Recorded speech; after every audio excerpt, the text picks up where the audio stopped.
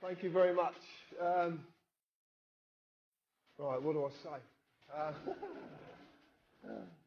I don't know if some of you saw me when I spoke at Stoke.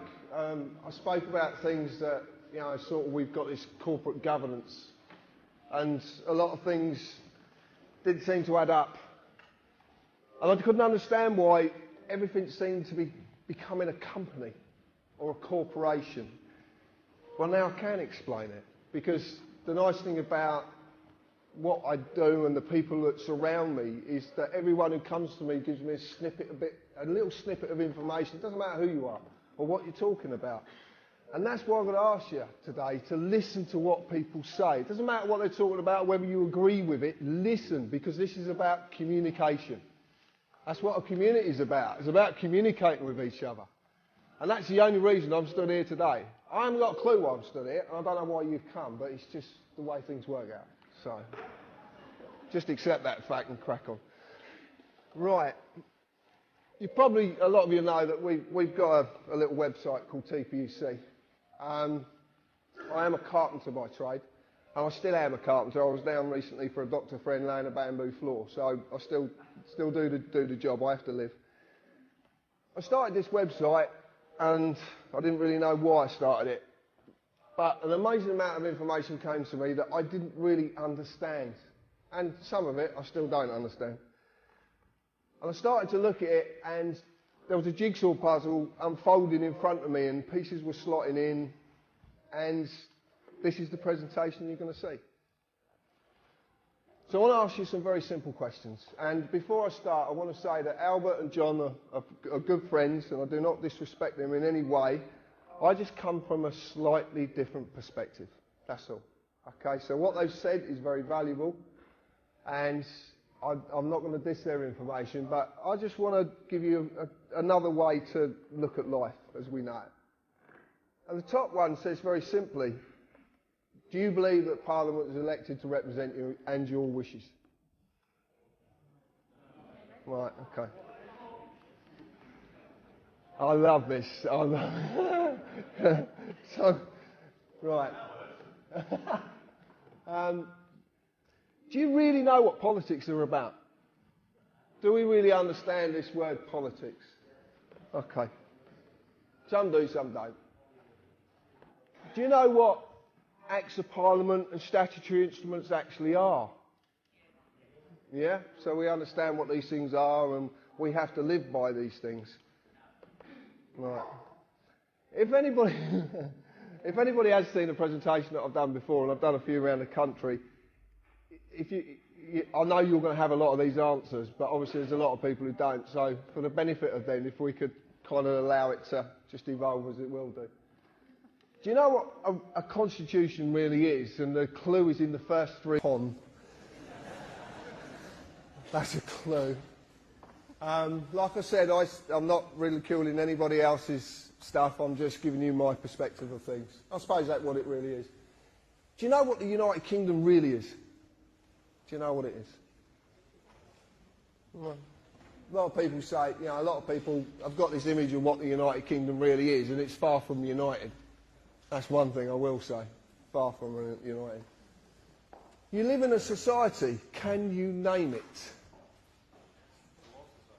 Oh yeah, you've seen it before. I normally say something very different, but there's a lot of people here, and I'm going to curb my language today. Well, I'll try my best. If you don't like swearing and you are adverse to the odd swear word, then I'll tell you when to cover your ears. Now. No one did it. Right. Are the police doing their job properly? And it's a shame because I met two CID officers yesterday who were very, very pleasant indeed.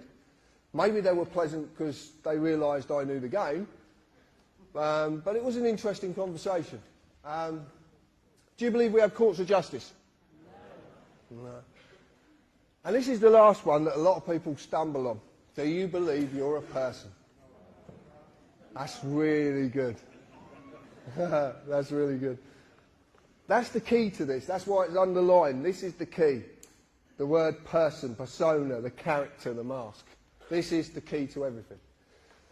And a lot of people do believe they are a person. And it's said, you know, I ring people up and the answer phone says, the person you're trying to contact is not here at the moment. I'm not trying to contact a person, I'm trying to contact a human being, or a man or a woman. But, you know, there you go. Members of Parliament.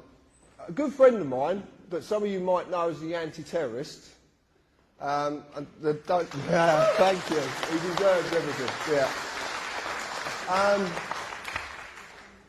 He told us a little while ago that the members of Parliament were actually a company. Now, I broke the words up because Parliament actually means two words, which is talk and lies. It's talk in French and Latin for lies. So it's talk lies, acts of talking lies. He said they're a company. So I don't really believe anything that people tell me, so I look for this information. And what I want to tell you today is not to believe a word I'm saying.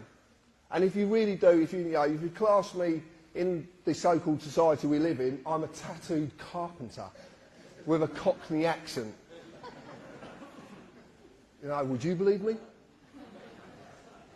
Right. So look for this stuff yourself. Everything you're going to see today is factual. Absolutely factual. You can go and find this bar one little bit that I'll explain later. So they're the directors of a company and they've got this company number. It's that UC number there. That's their actual number, their company number.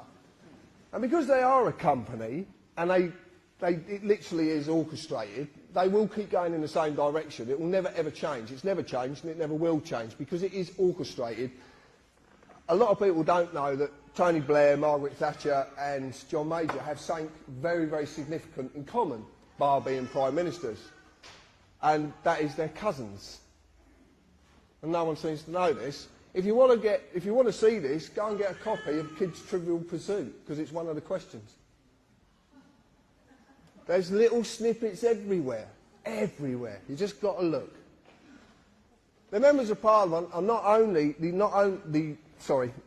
the only government department that are a company, a corporation, and the big question is why, and that's what I'm going to lead you into.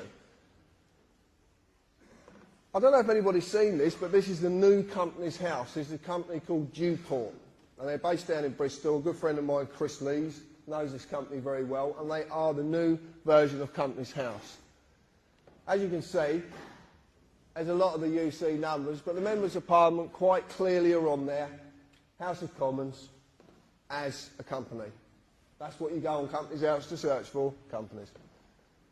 We use another website which we've had a lot of dissing about. A lot of people have attacked me about it because we use Dun & Bradstreet. I want to tell you a little bit about Dun & Bradstreet. Dun & Bradstreet is the leading business world's credit reference agency. It has about 160 million corporations on it worldwide, and you can check out, if you want to do business with these people, you can check them out. You find out if they're creditworthy, if they've got county courts, whatever. Pay the bills on time. And the members of Parliament, again, are found on Dun & Bradstreet.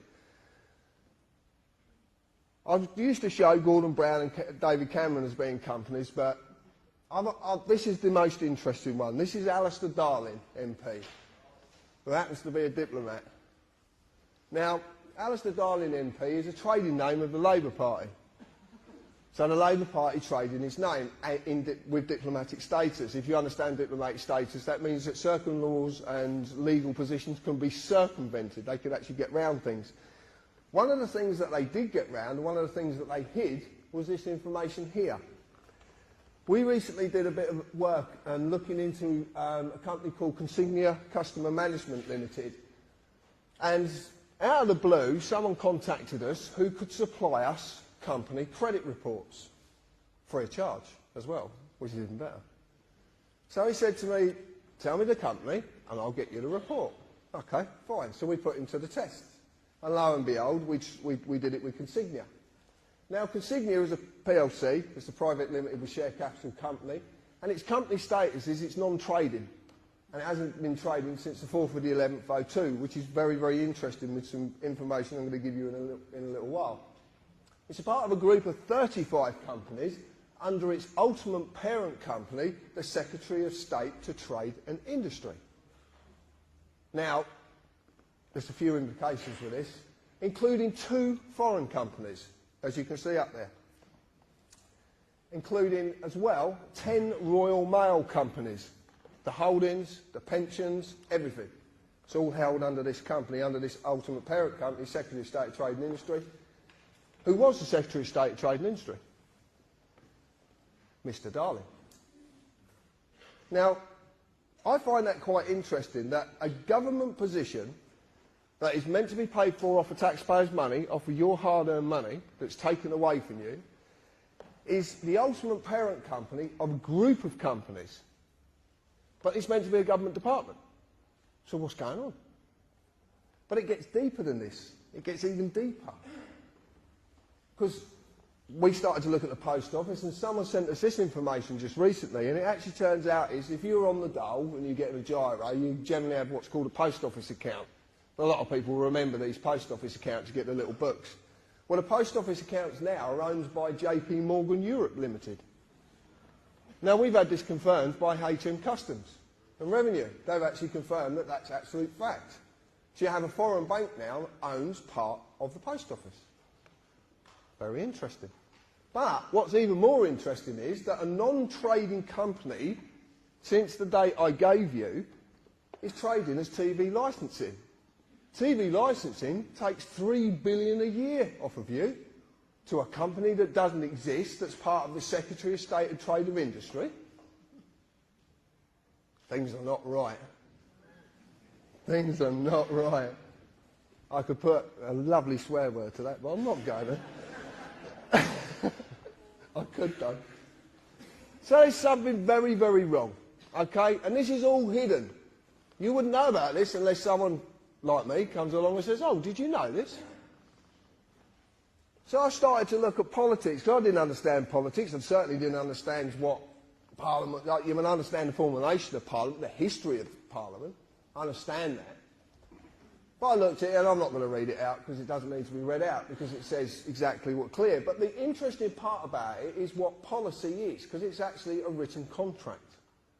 And it's the contracts that are the most significant here. They're the most important part of this. Because what you live in is contract law. You live in the law of money. They call it the colour of law, the colour of money, but it is basically contract law. That's what you're living in. But it's done via deception, because you just don't know. So when you look at an Act of Parliament, which becomes a statute, which is primary legislation, which in turn is enacted and enforced by statutory instruments, which is secondary legislation. Council tax is a prime example. There's thousands of examples, but council tax is one that sort of hits home with people. Because people I know, when I was speaking to a lady in a garage, and once she paid the council tax and all the bills, she actually had £20 to feed her child and herself every week. Now, there's something very wrong there, very wrong indeed. And the government said to her, well, if you quit your job, we'll look after you and pay the tax. But because she wants to go and do a job, she is penalised and survives on £20 a week. Most of you spend more on that when you go out for a meal. Just brings it home. It brings it home.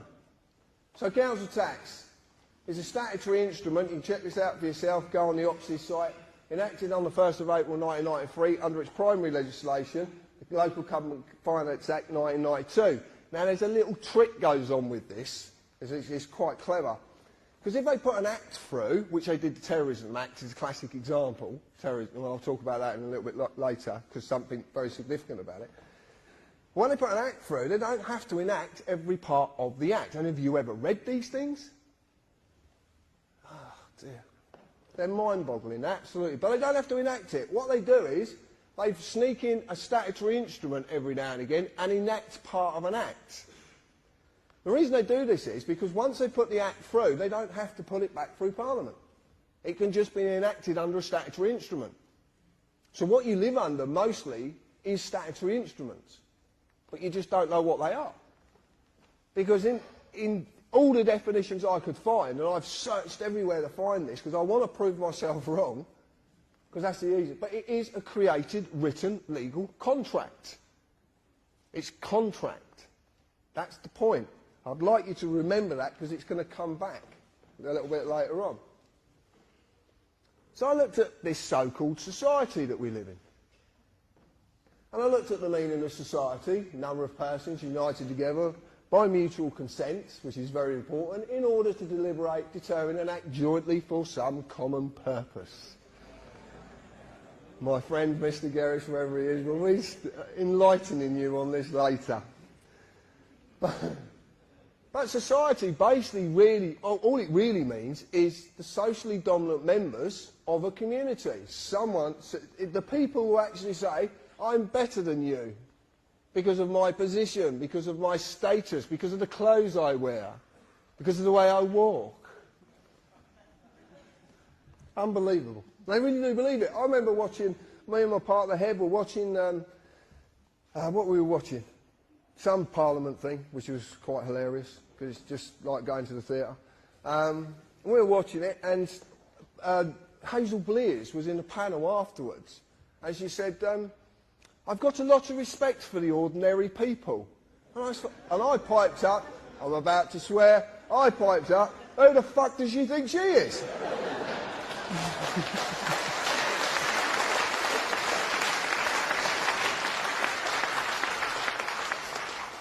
But it all evolves around this word, status. And there is no mistake that statute comes from the word status, I promise you. But I'll go into that a little bit later. The common purpose of our socially dominant members of our community is to maintain their social dominance off your backbone. And that is what's happening the world over. Okay?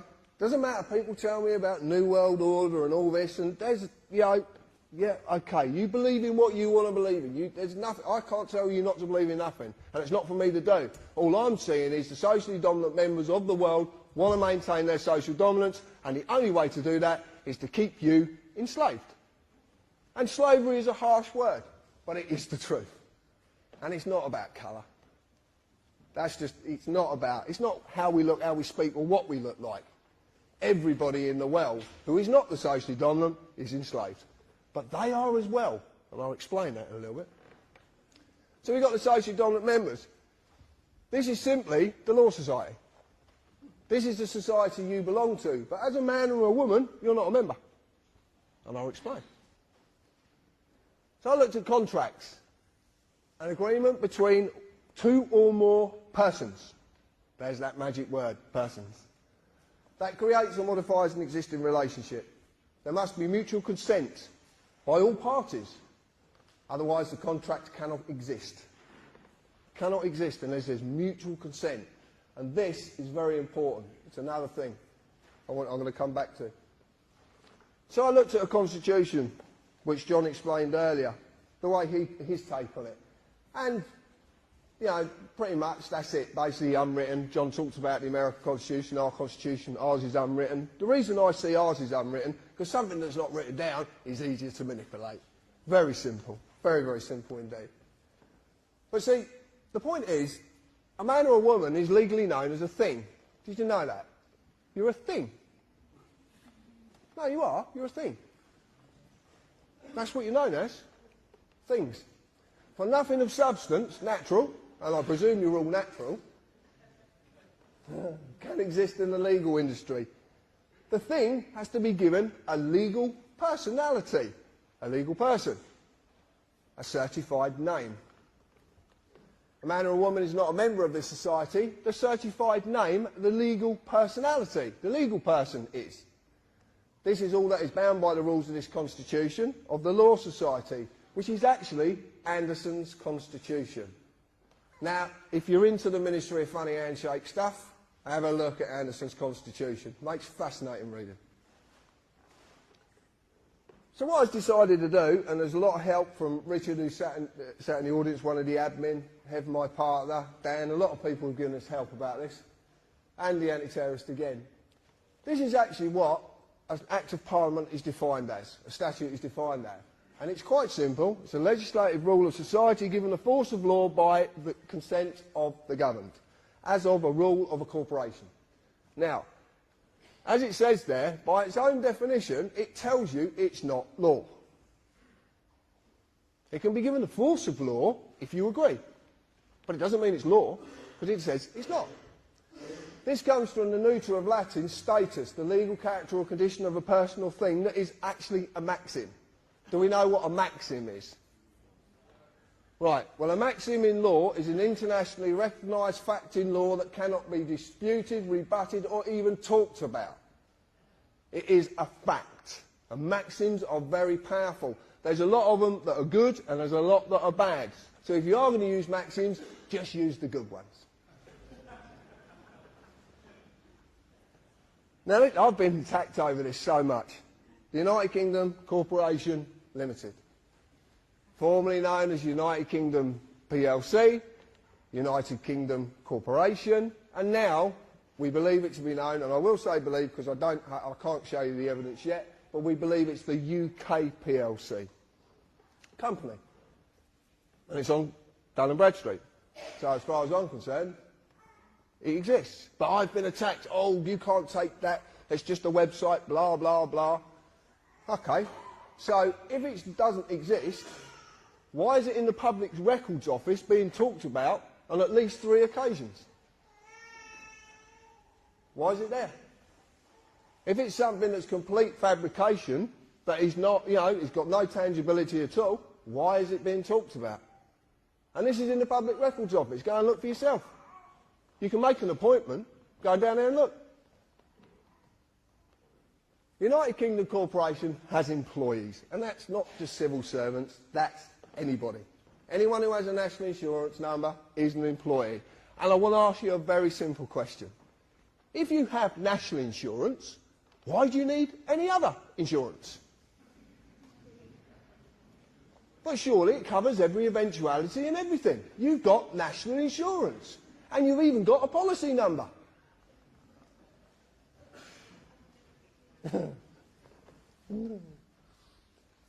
Company policy of this corporation required me as an employee, which I was, to pay tax and follow all the legislative rules of that corporation, in this case statutes, Acts of Parliament. As in any company, if I break the rules, I'll be disciplined under that company's legislation, which I have been many, many times. Now, the disciplinary procedures of the United Kingdom Corporation are quite simple. See, because the police of the United Kingdom Corporation are all companies. Oh, shock horror. No one believes me. Not companies. Oh, they can't be companies. They're the police. How could they possibly be companies?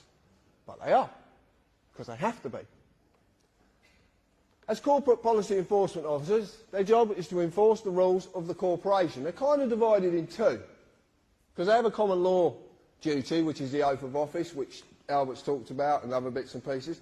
And then there's another side to them, which is a corporate side, which is very interesting. All the courts in the United Kingdom, including the highest court in the land, are companies. Every single one of them. And they have to be. If I break the rules, I will get an invite to their place of business to discuss my punishment. And as I've said, I've been many, many times. Many times. Except they are not inviting me. I just thought they were. As you do. And that even seems the highest court in the land, which is... Thank you. House of Lords. Why is the House of Lords a court? Come on, John. The House of Lords is a court because originally, and it actually still stands to this day until the 1911 Parliament Act smashed it to bits, but actually the original system was that any legislation coming into this country had to go past the judiciary. Correct, John? So, the House of Lords was the judiciary. It's part of the judiciary. It's actually the highest court in the land. But it's a company. Exactly the same. All companies. I want to talk about my friend here. And I modelled this on a very dear friend of mine, Mick Reed. And I've got quite a few friends in the police force who I kind of got to know when I was young. Now, I modelled this on Mick because this is how I remember the police. And I know a lot of people in here will remember these people. They're few and far between now, but they do still exist. You just have to try and get through the other part to get to this. But they do exist. So we got this policeman. And when I was growing up, I was a pain in the arse to these old boys. And one particular, I grew up in a village and we had a copper on a push bike, which is not very clever. You know, especially when you're driving motocrossers across the field, you know, he can't really keep up. He did try, bless him. He did try. But his name was Bob Searle, a lovely man. But Mick could have nicked me 100 times, but he knew that nicking me, because I was very mixed up when I was a kid, he knew nicking me would not solve the problem. He knew what I needed was help. I needed to talk to someone. So he used compassion, he used friendship, and he used discretion. And John talked about this a minute ago. This is what a jury holds. It's called discretion. This is why nullification of a case can be performed by you. Because you can go against a law or a corporate act policy if you believe that policy to be unfair in them circumstances. This is called discretion, and this is what these men and women have, discretion. It's a very, very big part. Duty under the common law of this country to serve and protect and uphold the law. There's a massive difference between upholding the law and enforcing something. I'm not going to say law because it's not. But there's a massive difference. But people just don't seem to realise there is one. And these were there to serve and protect us. Now, I've heard people say that women have been on the streets and they actually in fear because of a police presence. Now, surely, if their job's to protect us, you'd be all right with the police being about. You'd be quite happy. Oh, the police are there. Fine, I'll just crack on. They're there to protect me. Now, oh no, they might nick me for something. Because we're all in fear. And now, we got better coming. We got better. So we're frightened of these people now. But they're there to serve and protect us. They're there to help us. So, what comes along? The Gestapo. And these are the Gestapo. Yeah, and they're getting more like cyborg. They have actually cameras on their head. Have you seen the cameras? The cameras, yeah. So, I mean, they're actually taking films of you while you're talking to them and stuff like that. But these are the Gestapo. They are dressed to intimidate. Some of these people, I believe, if you actually sat them on a chair and asked them to get up, they couldn't get up because of the amount of clobber they've got. But these are corporate employees. They're revenue collectors. They're there to enforce the acts of Parliament upon you. They're there to enforce contracts. That's all they're there to do. And they do. Every time you get nicked, and I know, you know, when I've been nicked, they always tell you what you've broken.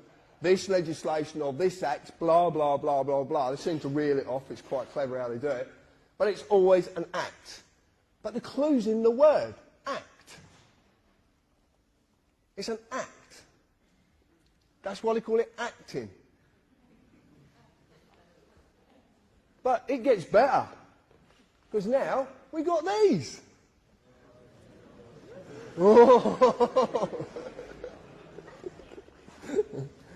There's a great story about this one. I'm not going to tell you, but there's a great story. So what we've got is we've gone from all of this to these. And this is, as you know, a police community support officer who actually has no powers whatsoever. Nothing at all. But we know that they were given a warrant card and a copy of PACE and told to put it somewhere because you're not going to quite need it yet, but you will in the future. Now that's a very interesting thing to say to someone.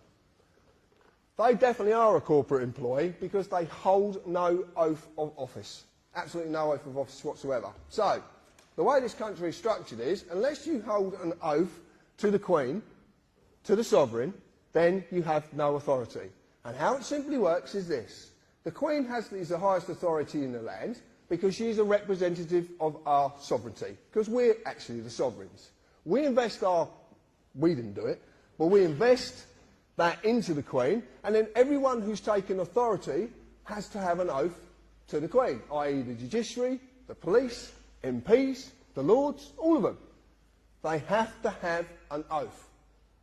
And this is why these people are on the streets without an oath, because this is to get you used to people who can't have any authority, having authority under a corporate banner for a very, very specific reason, which I'll lead into. Now, I want to explain something, because people actually say to me, you're against the police. I am not against the police in any shape, form or fashion. I just want them to do their job properly.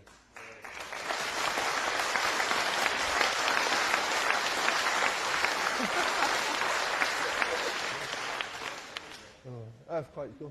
Right, we're okay. So, I've done this, and it's absolutely true.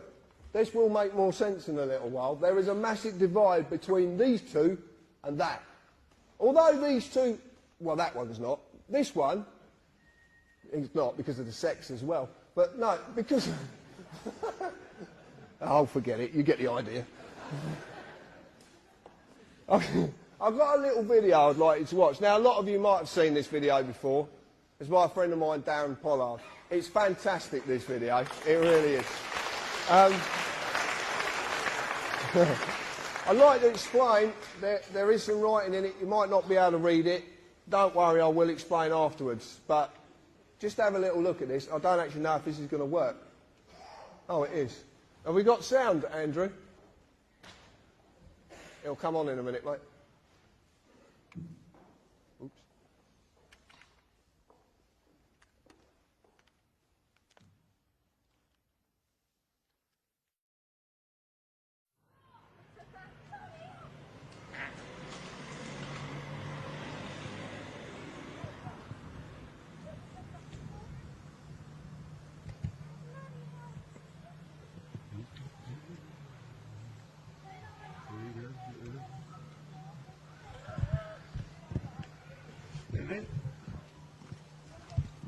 Put the camera down for us, mate. What? Can I help you? Put the camera down for us. What? Whoa. I'm in my own garden here, mate. Okay. What, you come bursting down? Filming the police? It's not an offence at all. It is, sir. No, it's not an offence at all. No, I'm a filmmaker, mate. I know the laws. I've been doing this for years, mate. I film the police all the time. It's not an offence. Okay. We're telling you. What section is it an offence under? Okay. It's an offence, sir. What section is it an offence under? I'll find out for you. Can you switch the camera off? No, I can't switch my camera off.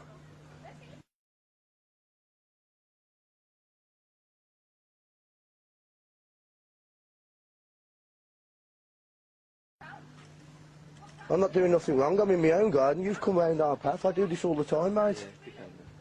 Get this in order as well. Get the mobile phone, the solicitor. Mate, this is a free country. You're entitled by law, yeah? It's clear. You've got a little number for the side. Sarge, just quickly, we've just done a stop check on no the problem, Welsh sir. phone. There's a gentleman here that's filming us. Yeah, he's in his own garden, minding his own business, and the police have just come over here intruding on my privacy, my liberty, my freedom. It's not illegal. I do this all the time. I film the police all the time down here. I film the inspector at the meetings, mate. I think you've got it long. What's your name? Sorry, sir.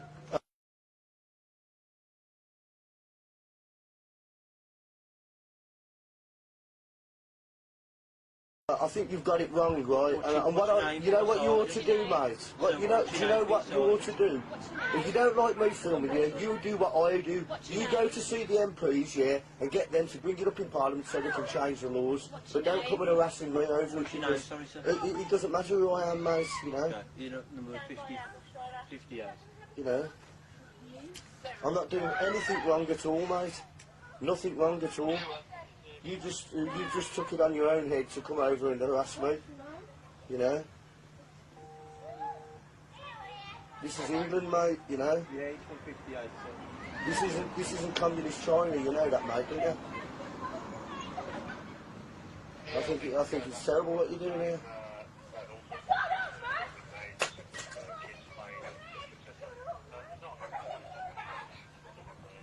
Yeah, it's not an offence, mate, see? The camera will pick that up better than your ears. Pardon? I said the camera would pick it up better than his ears. Pick what's it? It doesn't matter. What do you mean, pick what's it? It doesn't matter. You're just trying to make an issue here and I'm not biting for you. I'm not doing anything wrong. What did you say? I'm not doing anything wrong. What have you just said to that? It doesn't matter. I'm not doing anything wrong. I haven't done anything wrong. What are you trying to make an issue for? I've not broken no laws. You come over here harassing us, mate.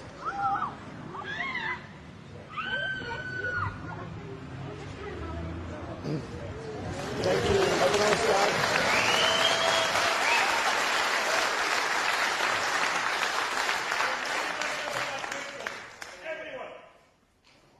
What was that?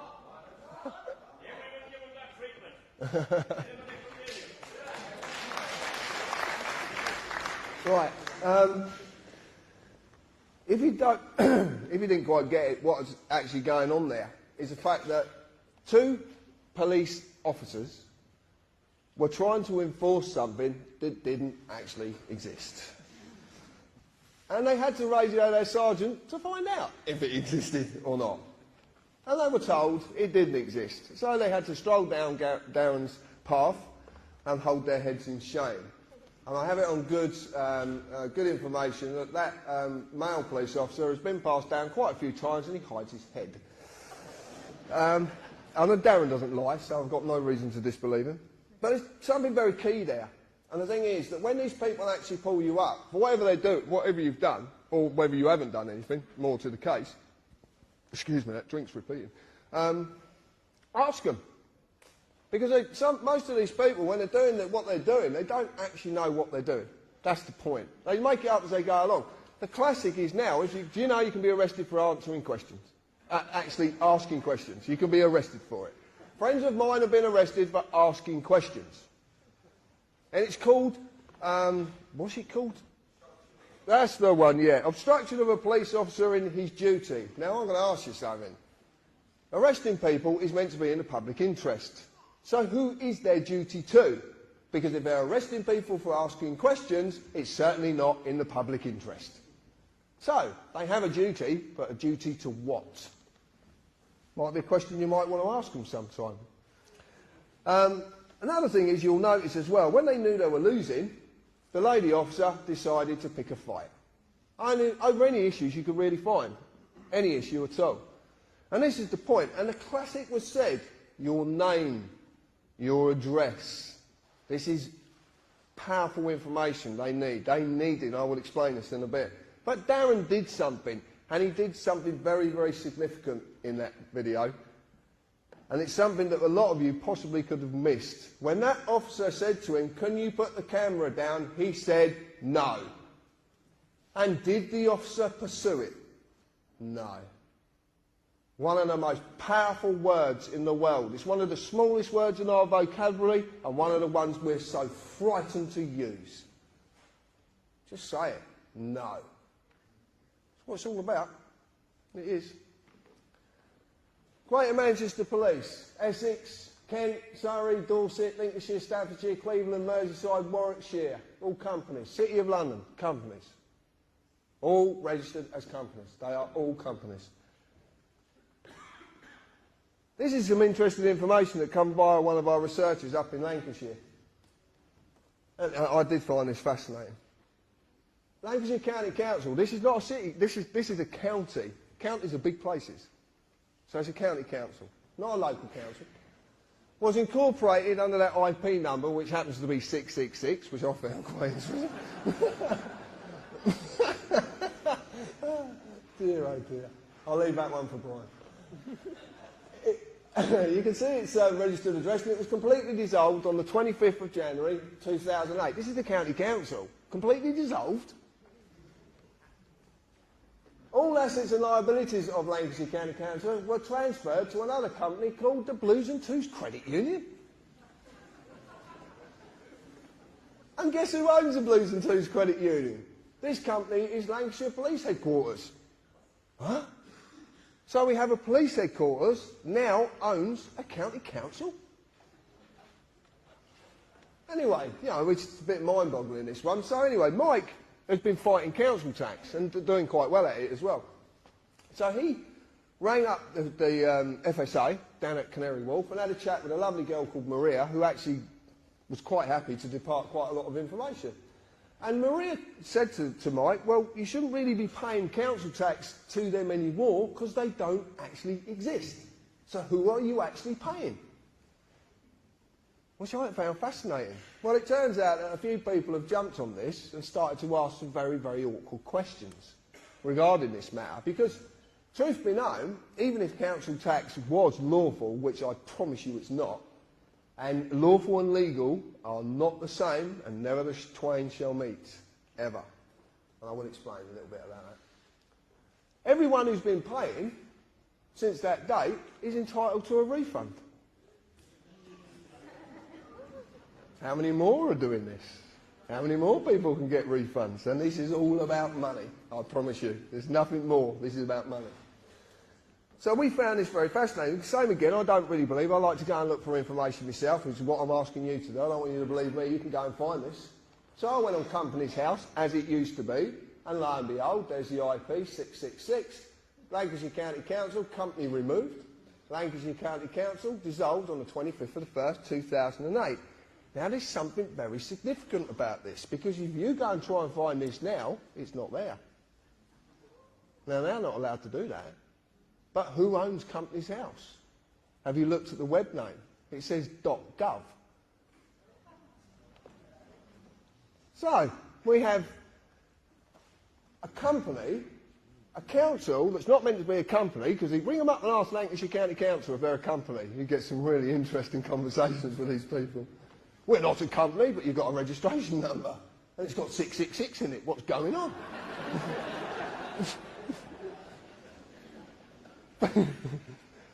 See, a company can't have any authority. I'm going to explain this later, why companies and corporations can't have authority. They can't. And it's quite simple, but I'll explain it. Anyway, so I went on Dun & Bradstreet, and lo and behold, Blues and Twos Credit Union, Lancashire Constabulary, Federal Office. Federal? Are we a republic?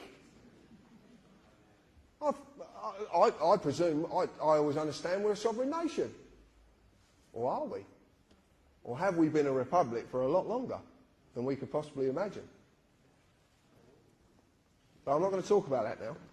I'm bringing a book out. I'll just get you to buy it, that's all. Right.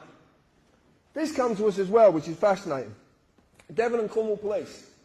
Devon and Cornwall Police have been taken over by a company called South West One. A police force, a whole county police force, is being taken over by a private company. South West One is part of a group of companies whose ultimate parent company is IBM. Oh, you know about IBM. Right, I don't have to say anything. And this is a police constabulary. A public service paid for by taxpayers' money, well, supposedly, who only have any form of authority because they hold individual oaths. This is what it talks about with the police. The police service as a whole doesn't hold an oath because it can't. It has to be every man and woman in that service. If it's for me, I'm busy. I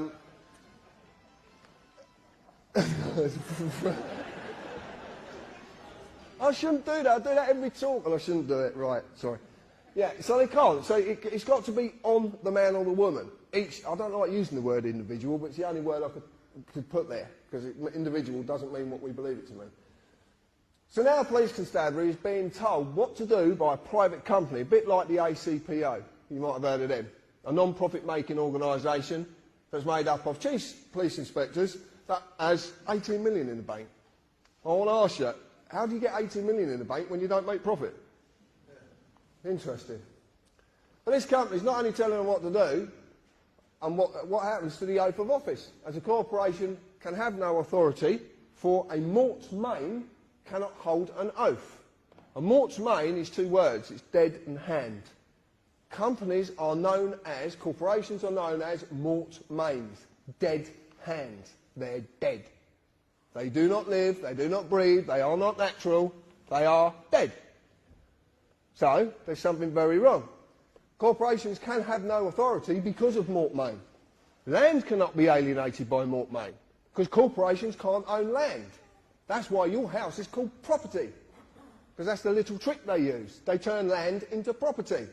But property is a corporal inheritance, which basically means it's not visible and can't be seen. You just don't know. There's a lot to that. Again, you have to buy the book.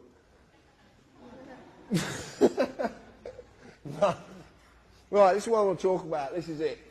Legalese, a language of a company called the Law Society, and it simply is a manipulation of the English language. That's how simple it is. And people say, the Law Society is not a company. Well, according to that, it is. Anybody got credit card debts?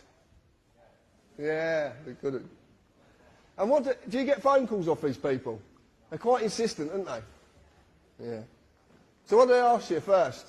First thing they ask you, your name. And then they ask you for the first line of your address and your postcode and then your date of birth. Don't they? That's every time. Have you ever wondered what happens when you actually say no? It's really funny. You want to try it. No, if they ring up and they say, Mr. Harris, I say, yeah, okay. I say, may I confirm your first line of your address and your postcode? No. What do you mean, no? You have to. How are you going to make me do that? It's so simple. You just don't.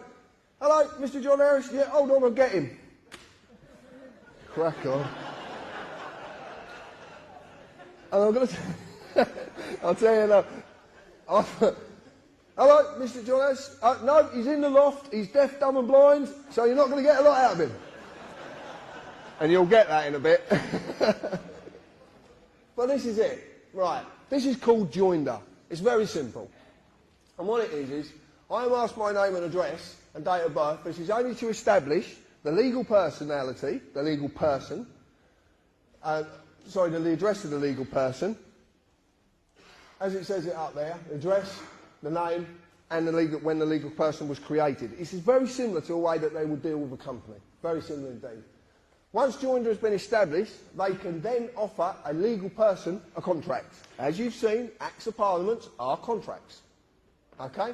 Statutory instruments are created, written, legal contracts. So it's a contract. But they need my consent. So I am asked to do so I'm asked every time, you can see this on the bottom of the police forms, my friend in the audience, Morris, will confirm this. What did it quite clearly say? I understand. Okay? You're asked, do I understand? Then I would sign one piece of paper, if not more, to say that I am the legal person, and as the legal person, understand. But this is deception. And basically, understand is synonymous with the word stand under. You want to check this out? Black's Law Dictionary. There's 8 versions of it. There's probably a 9th one coming out. But so stand under.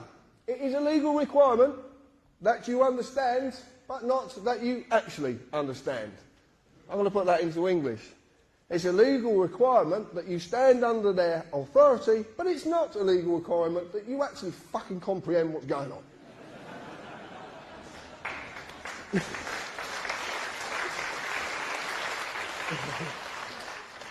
During any process I am subjected to by the corporate officers, I will be asked at some time, do you understand? This is simply about getting your consent, because you have to say yes. Because a contract is a contract, and a contract can't be formed unless all sides agree, give mutual consent. So you asked it, do you stand under me? Do you give me a corporate officer authority? That's what they're actually saying to you. But it's not you, it's a legal person. It is this piece of paper. This is a blank one. But this is this piece of paper. This is all they can act against. Yeah, but you need to represent it. And that's what the joinder's there for, to get you to represent it. So let's look at a fixed penalty notice, the deception of notice, joinder, understand at work. This is it at work, very simply. In legalese, a notice is not a bill. A notice is not a demand, it is an offer of a contract. Notice is synonymous with offer. When the offer has been made, the legal person must be established through joinder, for the legal person is nothing more than a piece of paper. But they have to establish it. Otherwise they can't offer the contract to it. Because of this, they need the man or woman to agree to represent the piece of paper by saying, I understand.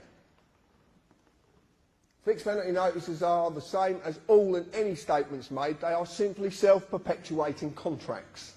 They perpetuate themselves. It's completely deceptive. I'll show you how it works. It's not very clear. If you look at the top there, it says penalty charge notice. So it's penalty charge offer. Okay, so it's an offer of a penalty charge. Then you get all the bullshit, right? And it is bullshit. And it says notice to owner, blah, blah, blah, blah, blah. And it even says there, the person. So they're even telling you what they're acting against. They're telling you. They have to tell you. They go around here, and then you've got this magic little box here.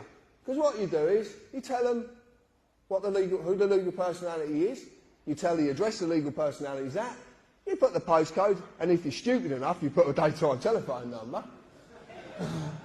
And then you put a signature to say, I understand. Self-perpetuating. Self-perpetuating contract. So simple.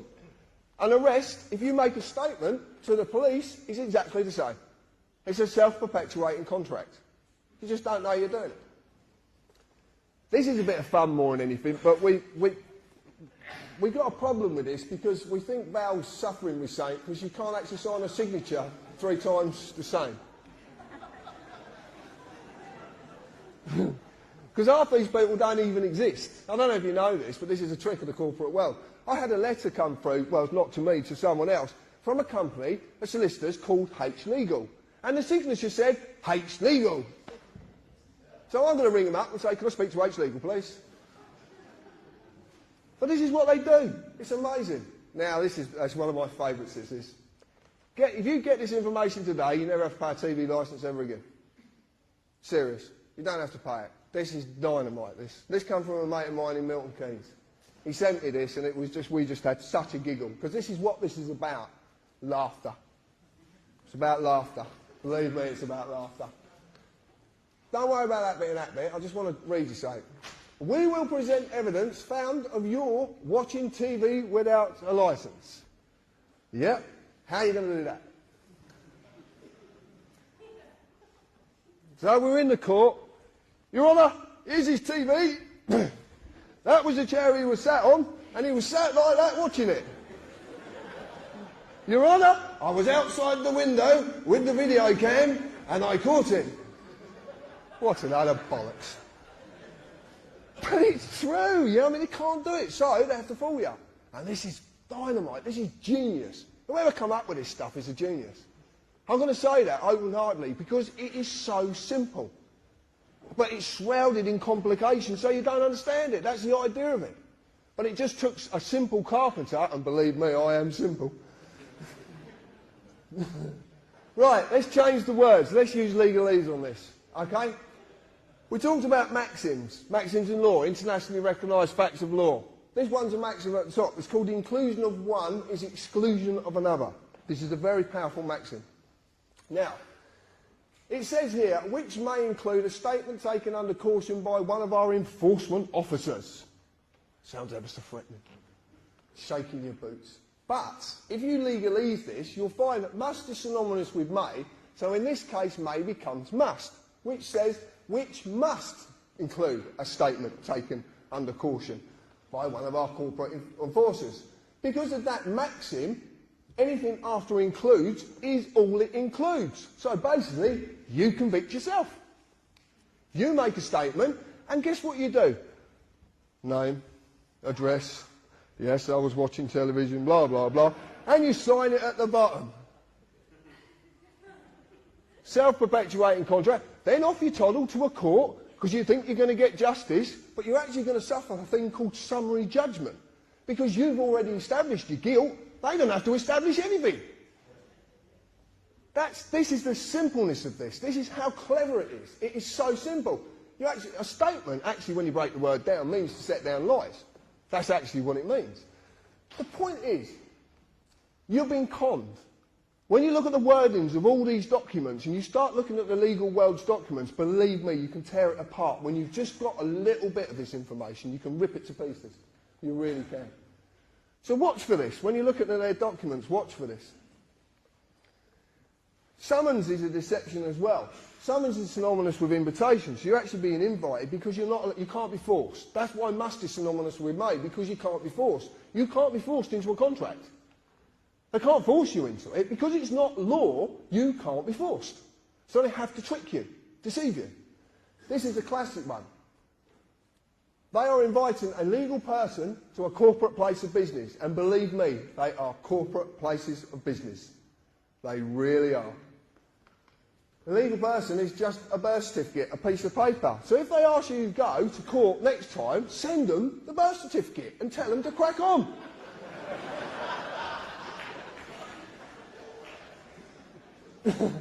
This legal personality was created by the United Kingdom Corporation.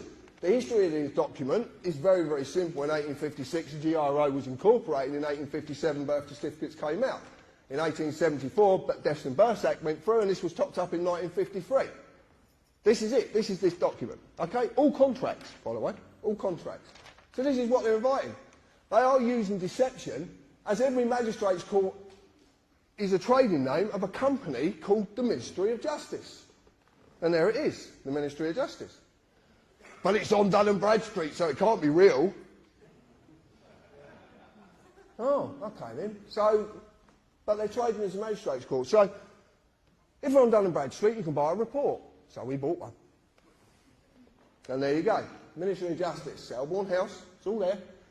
Line of business, government department. That's interesting for a start.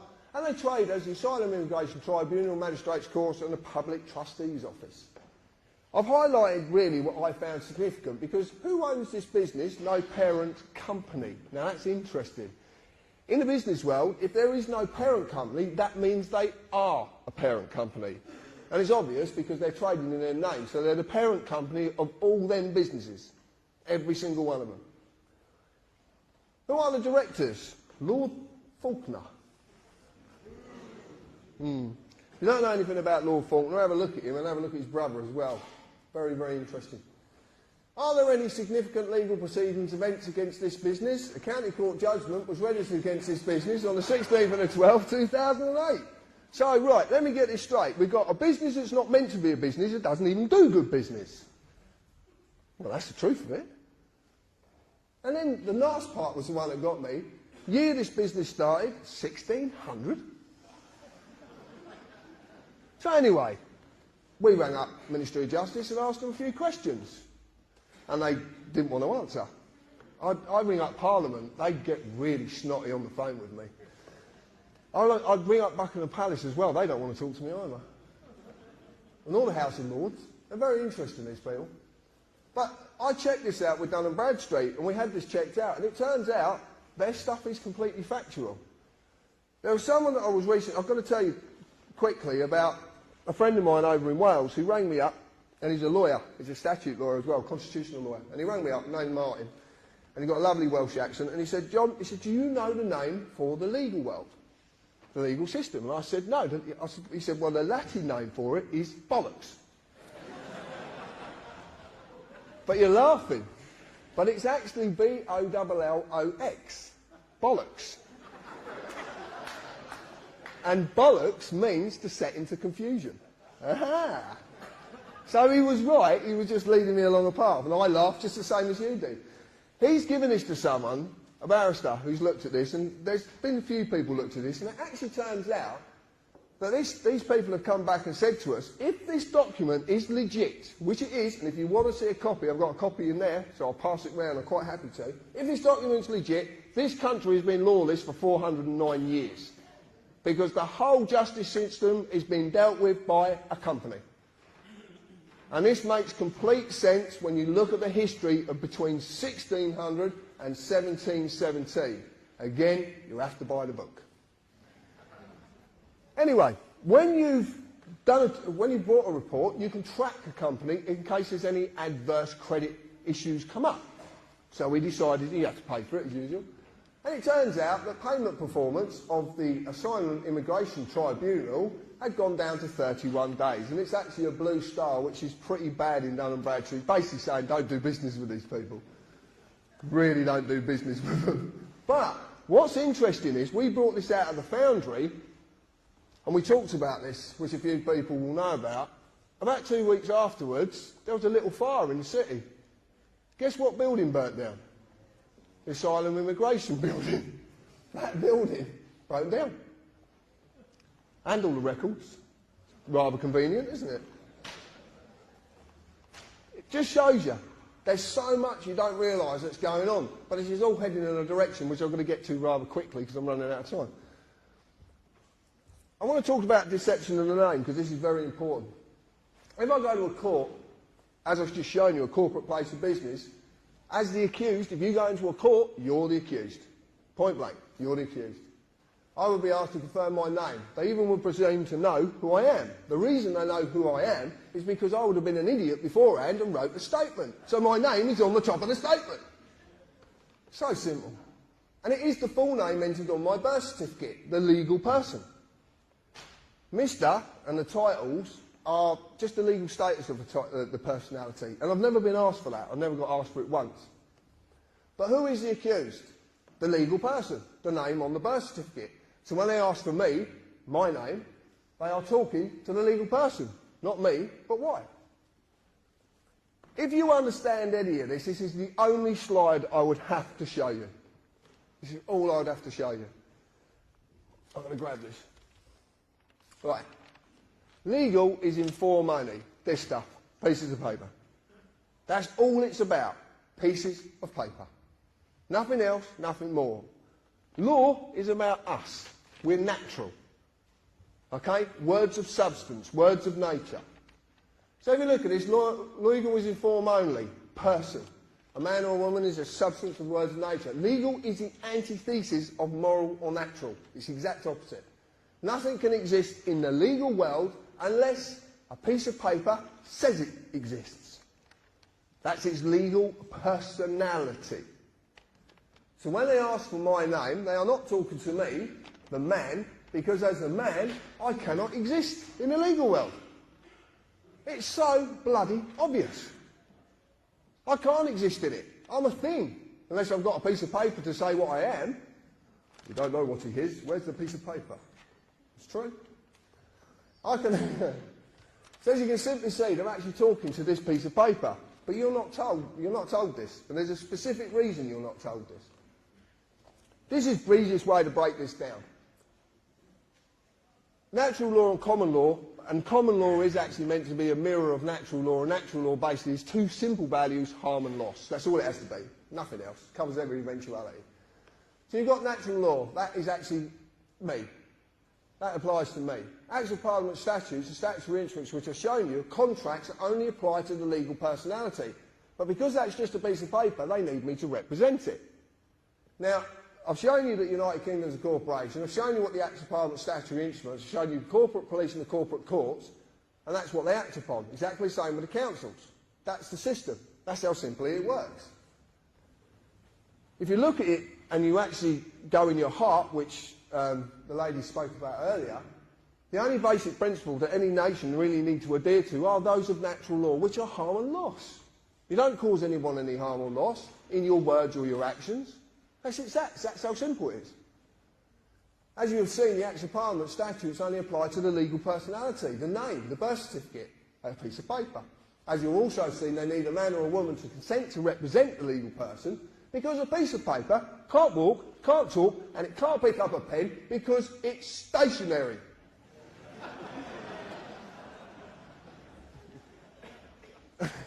But it is, isn't it? Yeah, it is, yeah. This thing can only do something when I do something with it. Look, I'll put it over here and I'll call it. Jump!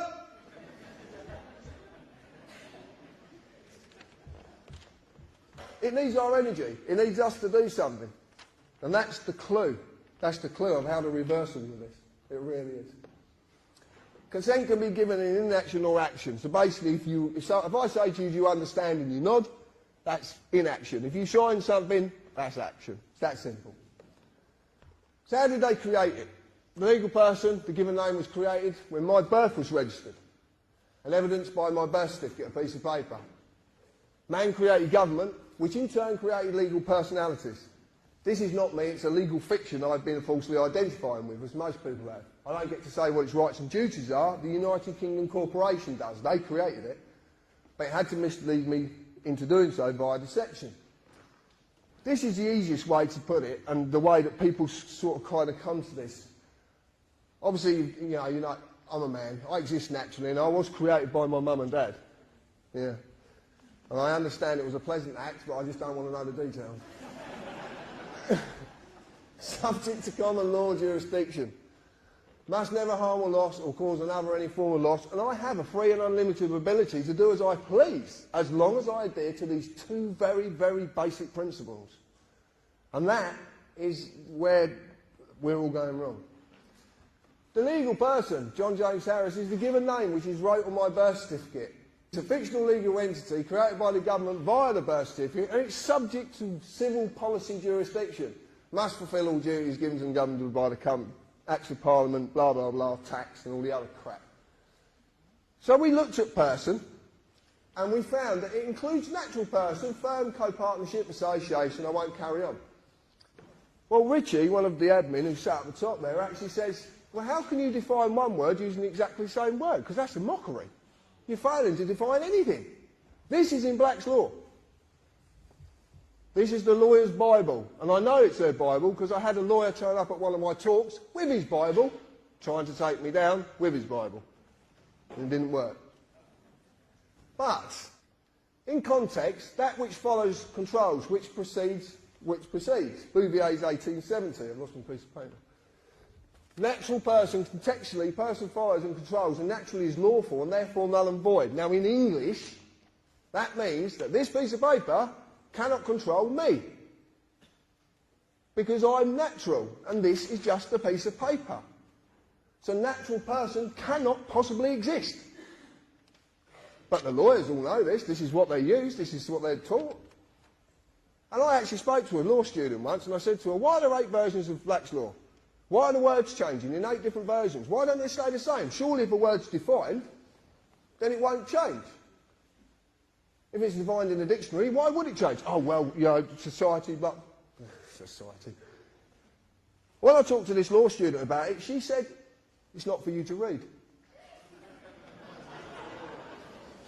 Oh, yeah, what are you hiding then? There's a lot in there, you want to read it. Deception of the personality. I'm going to cover this very quickly, but most men and women believe, they do believe you are a person, you have a personality, you have it rammed down your throats. There's no wonder you believe it. Everything's about person and personality. The personality is a social mask all men and women wear. This is simply the ego, which needs status and control. This is our world. We live in the world of the ego. We live in the world of status. And believe me, I'm battling my ego, and this does not help. That's why it don't help. But this is why this deception works so well. Because it mirrors something that is naturally going on inside you. This is a battle you go for. If you're willing to take this battle up, if you're willing to take this battle up. Now, I'm not a religious person. I'm not. I'm not a religious man. I know there's something there, I just choose not to call it anything. That's it. And I don't want to know, to be quite honest with you. I do know there's something, I just don't know what it is. Someone told me the story. I looked at the story of Jesus, and I take what everybody says and I accept their views. So I just ask you to accept mine. I don't believe that Jesus died if he did exist. I believe he did something far greater. He sacrificed his ego. He sacrificed his personality. Because that's what this is really about. He actually sacrificed it, because the only way you can truly live and the only way you can truly love is to get rid of that thing called the ego. We live in an egotistic world. Everybody, look, I've talked about President Obama on Red Ice, and I've talked about this, and it's like President Obama is a man. But because of his ego and his status, he believes he now has the right to go into a foreign country and kill people. This is the problem with the world we live in. It's about this word, status. It's about the ego. And I've realised it because I've got the biggest ego in the world. I'm an arsehole.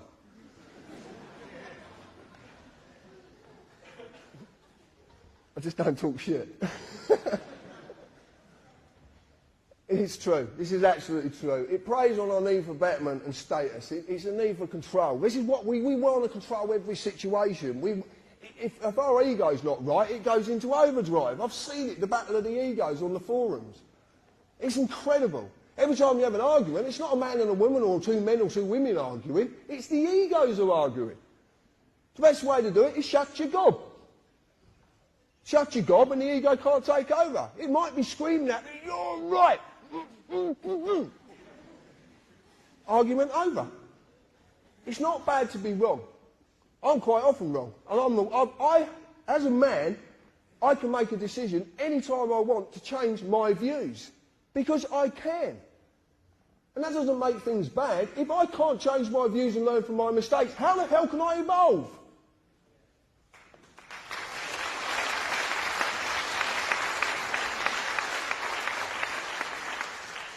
This is a deception.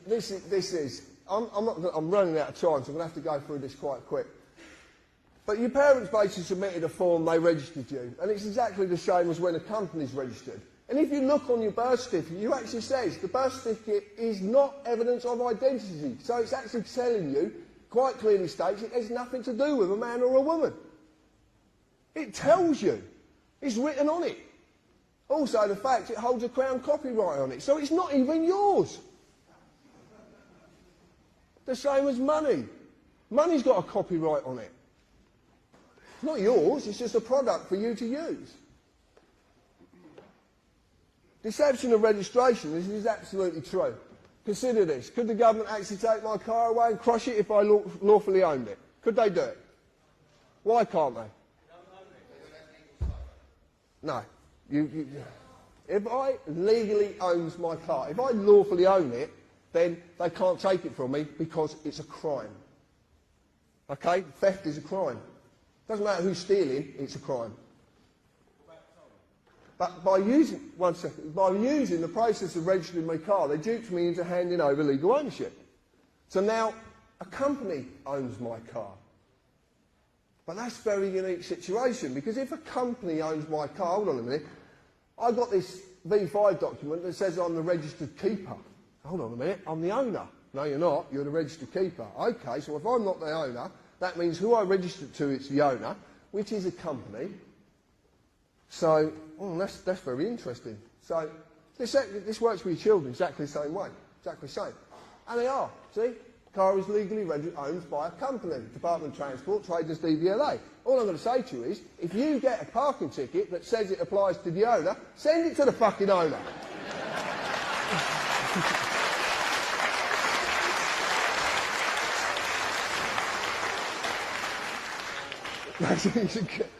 You're going to have so much fun, you really are. Right, why the government companies? This information is from our search provider. This is this gentleman who come along, and I must say thank you, Russ. All government companies seem to have the same prefix at the beginning of their company number. They start with UC. Now, we believe that that means under charter. It could mean unincorporated. We're not 100% sure. But UC companies and Royal Charter companies do not have to publish their accounts as they are exempt under law. Well, that's a bit of a... So if you do start a company, apply for a Royal Charter, because you're exempt under law, you don't have to publish your accounts, you can do what you want. True. The service they provide us with is a business-to-business service, and they do not include government corporations in any of their services. Government corporations? We're going back to this company thing. What's going on? So why companies? Let's answer the question. As you see, the Acts of Parliament are enforced by statutory instruments which are in fact contracts. But a contract can only legally exist between two or more persons. What's a company when it's been incorporated? What does it become? A person. It has legal personality, so it becomes a person. So then it can do business with another person under contracts. This is why they're all companies. But there's a bigger reason to this, but it's just part of the reason. So a company corporation is a legal person for it has legal personality via a certificate of registration certified name, exactly what you were given when you were born. Exactly the same process. Their legal personality is just a piece of paper as the one you have. So the contract only exists between the pieces of paper. But they're the person, so the contract only exists. But obviously they can't communicate. So they need us. That's the trick. You cannot exist in the legal world, so it doesn't apply to us as men, women and children because it cannot exist. Legal industry, and it is an industry. Believe me, they don't like it being called an industry, but it is an industry. So the contract simply cannot apply to us. So what is going on? John talks about Magna Carta. I've got a slightly different take on Magna Carta. Just slightly. I just want to run you past it. Magna Carta 1215 started the process of the separation of power. It's called devolution. Away from the sovereign to a parliament of barons on the pretence that that parliament was set up to represent the people and to protect them from tyrannous sovereigns. Okay, that was the pretence of it. That's basically what the story is. Now what we are seeing is a devolution of power away from government to a third sector, private companies, to remove the oath of office, to destroy the sovereign and the people's sovereignty. If that sovereign is destroyed, or that position is destroyed, because it's not about who's on that position, it's about the position, then we're stuffed. We're stuffed. I've read the lies, I've read all sorts of stuff about the Queen and her family on the internet, and I've read some quite mind-boggling stuff as well. The point is this, it's been put there to turn you away from that lady for a specific reason, because she's the only one who can actually do something. She holds the power of dissolution at common law. She holds the power of royal proclamation. Do we know what the 2004 Contingencies Act is? We've heard of this document. It's a very damning document, isn't it? But do you know, written in Oxford Law Dictionaries 2008, that the Civil Contingencies Act of 2004 cannot be enacted without royal proclamation? I can't say that word properly, so please, I can't say it. I can't, bollocks. But it can't be enacted without her say-so. She has to declare a state of emergency. You've been turned away from that lady for a specific reason, a very specific reason, because of that power of dissolution. What happens to a company when you dissolve it? Gone. I'm going to get to it in a little bit. This is to finally create the corporate republic, to stop everything that was created from this island being uncreated, because the world suffers at what we created, not us. Our ancestors created. 52 countries in the world suffer under our hand. Probably more actually now. But they suffer under what was created from this country and went out with the fleet. That's why it's called fleet law. But they have a problem. For as long as I live and breathe, this island, its people and their descendants will never perish. And I'm going to explain why. Nor will their sovereignty. A little while ago, well about a year ago, I marched myself off down to Buckingham Palace and decided to serve papers on the Queen. Most people actually believe I was out of my mind. What I'm going to say is, I was. Completely out of my mind. And I like being out of my mind. It's a very nice place to be. I really do. So I goes down to Buckingham Palace and I met a very friendly policeman with a very, very big machine gun who said that I can't serve the papers. So I devised a way of getting the papers to the Queen. Now, I didn't know actually what I was doing. I just knew my heart said it was right to do. So I went down there and did it. Therefore, there's an affidavit, the maxim on this, there's an affidavit that unrebutted stands as truth in law. I served affidavits on the Queen, 2 documents. I gave her 40 days, based upon Article 61 of Magna Carta, not Article 61, based upon. I made that mistake. Therefore, with this lawful affidavit, there is no higher authority than me. I am sovereign in law, as I have removed authority from our representative, our sovereign, until such time as a true representative is our sovereign. Now, what this basically means is, because the Queen is the highest point of authority in the land, she only gets her authority from us. So that means I can remove that authority any time I feel fit, if I feel that things have gone tits up. And they have very much gone tits up. So I've removed it. This basically means this document is now in law. It's a new law. This is how law comes about. This is called a precedent. You can call it John's law if you want, but it's a new law and it's for all you to use. You can use it. You go into a court of law and you use this document correctly, you can actually prove to a judge you are the highest authority within that court and there's nothing they can do. Nothing. Because this removes their authority. They have to have an oath to the Queen to take their position as a judge or a magistrate or as a recorder, which is a barrister who's learning to be a judge. So if they have to have an oath to the Queen, you've removed the power of that oath to have any form of authority. You become the highest authority and that law that can't be rebutted. We've got them we've got them. Whatever way they turn, they're knackered. Now they're ignoring these documents because they daren't face up to it.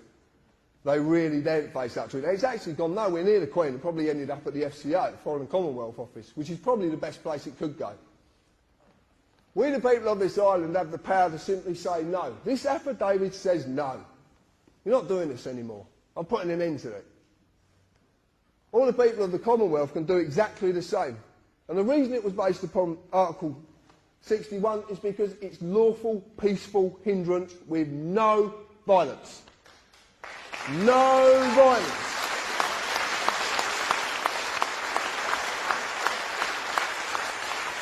Someone said to me, how would I deal with the MPs? I'm going to tell you this.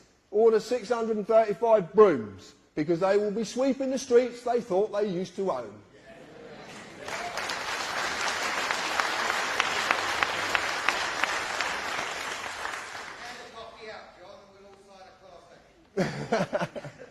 Oh, and we've just found out as well, you don't need solicitors anymore. 3 people can do this. Just 3 independent people can sign any affidavit. So we're even going to start the corporate body having their money. Okay? So you don't need solicitors. Come and see TTC members or go and get your friends together and you can sign these documents and get them off. You don't exit the system. You don't do anything. All you're saying is, this is what needs to happen. We need to reclaim the sovereignty, and this is how it's done. This is the clue. This is it. This is what you can use. Once you understand what we're doing, you have to have a certain amount of gumption about you to do this, and it takes a bit of strength to do it. The lady said earlier about having courage. I don't see it as courage. I just see it as using your heart to allow you to deal with situations and not your mind. Your heart will deal with everything peacefully. Your mind will enter into the ego and, lo and behold, things will happen. To survive without money is nearly impossible in the world we live in.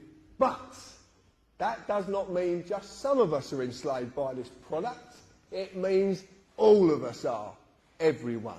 And that's the key. My daughter said to me, she's 13 years old, she said, Dad, if we're in debt, print more money. And that sparks that, because I love the way that kids do things. They just see everything so simply. And the interesting part is, it's true. If you have the power to create money, why would there ever be debt? And if there is debt, it's there for a reason. So what we decided to do is a bit of fun, if you might want to do this sometime. A little while ago, we started to write of what with a question mark. And we're sending them back. Just a bit of fun. But you could add, and also as well, there is a copyright, so it's not yours. Nothing to do with you. It's just sort of product for you to use. Money is everyone's lifeline. Money is not a valuable commodity. You are, because of what you do, the work you do for that money. Because without you, this whole country would grind to a halt. It's so obvious. It is so obvious. Okay, it's what Gandhi did, basically. Exactly what he did until 1946. The only way that you will do that work is to be promised to receive money for that work, because you need it to survive. And most people do only survive. They do, simply. You know, there is a lot of people who are fortunate enough not to just survive, but there is a very, very good amount of people in on this island who just survive. And that's very sad, because my one belief in my heart is that no one should have to pay to live. No one. Companies and corporations only exist because of money. The money they receive from you is simply their lifeline. A lot of the time to feed their greed, to maintain their delusion of status and to maintain their social dominance. Because that's basically what it's all about. That's what it all boils down to. But the simple question is, what happens to these companies and corporations when everyone says, no, we're not paying you anymore? They cannot survive. If you have a company that issues parking tickets and no one pays the parking tickets, what happens to the company? Exactly. Now this is something we can have a lot of fun with. We can have a lot of fun with it, believe me. So this is the conclusion. Simple conclusion, don't give them any money. Keep it yourself. And you can use so many tricks. There's so many things that I do. It's so funny. And it is about fun. Lawful rebellion. Deny their lifeline. This is what I do. And I just simply do this every day. I peacefully resist all claims against me by refusing to represent that piece of paper. I've just done it with the debt collectors I showed you, and that's what I said to you. Because it's a piece of paper and mine's in the loft and it's deaf, dumb and blind, I tell them it's in the loft and it's deaf, dumb and blind. I never accept any of their paperwork. I never accept their paperwork. Every single bit of paperwork that's ever sent to me gets sent back. Because there's something you might not have seen on their letters. Right? This is what we do. It's called no contract, return to sender. Right across the address window. But this is HM Customs, just a load of bollocks from the tax man, who's actually trying to make me bankrupt, which is hilarious. Because I actually said, you're trying to make me bankrupt from a bankrupt company? That's very funny. But they got a return address. So this means this has got two-way travel, because if it's not delivered, it has to be sent back. So I'm just utilising that fact and sending it back to them. So this is what we do. Now I've got a tax man who comes and actually tries to give me the letters. And I just say to him, sorry mate, I don't accept your paperwork. I have a warrant. It's a card. Look, mate, that's a piece of card with writing on it which means fuck all.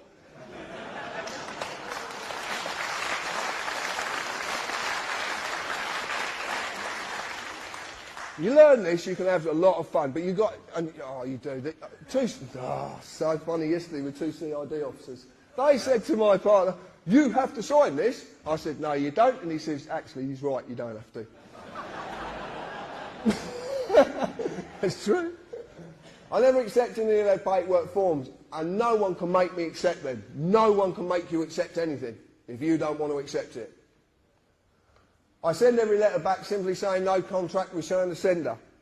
If I get pulled up by the police, I only say as little as I can, and I prefix everything the person. The person. Okay? Because you're not talking about yourself then. Contract doesn't exist unless paper changes hands. That's it. You've just been duped into it. I never sign anything, and I'll never write a statement, and I'll never have one wrote for me. And there's not, again, they can't make you do this.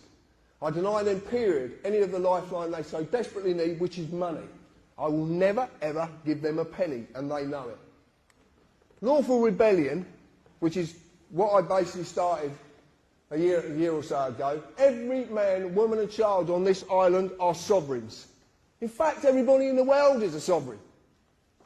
You're sovereigns in your own right. A sovereign nation, but we are only this as long as we have a sovereign to invest that sovereignty in. A line in the sand that cannot be crossed. No king or queen or government have the right to rule us. They are there to represent and protect us.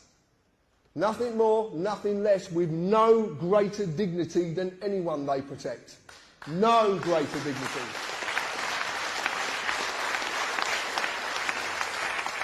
All the power within this island is held by you and granted by you. Everything that is wrong can end when you will it to. Everything can end when you will it to. We must allow for that line to be drawn in the sand once more. This is lawful rebellion. That is that line. We have to draw the line. Us. What have I done? Nothing more than realise I can say no. And I am going to say no, and everything's going to be okay. Thank you.